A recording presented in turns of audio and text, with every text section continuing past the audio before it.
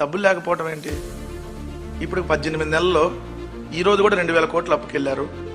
అంటే ఈ రోజు 2,000 కోట్ల అప్పుతో కలిపితే ఇప్పటికి 2,63,000 కోట్ల రూపాయలు అప్పులు చేశారు 18 నెలల కాలంలో.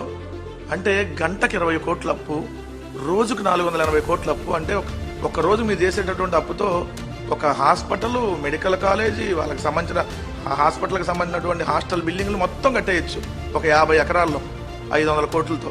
మీరు రోజుకు 480 కోట్లు అప్పు చేస్తున్నారు. డబ్బులు లేవంటారు, జీతాలు లేవంటారు.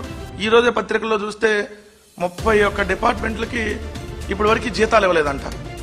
10వ తారీఖు వచ్చిన మరి ఏదేంటి చంద్రబాబు నాయుడు గారు, మీరు లెగిస్తే సంపద సృష్టిస్తా, కూర్చుంటే సంపద సృష్టిస్తా, పడుకుంటే సంపద సృష్టిస్తా, మళ్ళీ ఎట్టయినా సరే పొద్దు నుంచి సాయంత్రం దాకా తెల్లారులు సంపద సృష్టిస్తా అని చెప్పి ఇన్ని ప్రగల్భాలు పలికారే.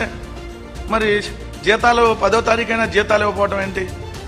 జగన్మోహన్ రెడ్డి గారి హయాంలో ఎప్పుడన్నా 1వ తారీఖు జీతం మిస్ అయ్యి 2వ తారీఖు 3వ తారీఖు పెడితే అసలు 30వ తారీఖు నుంచే గొడవ చేసేవాళ్ళు ముందు, రేపు ఇస్తున్నారా లేదా అని.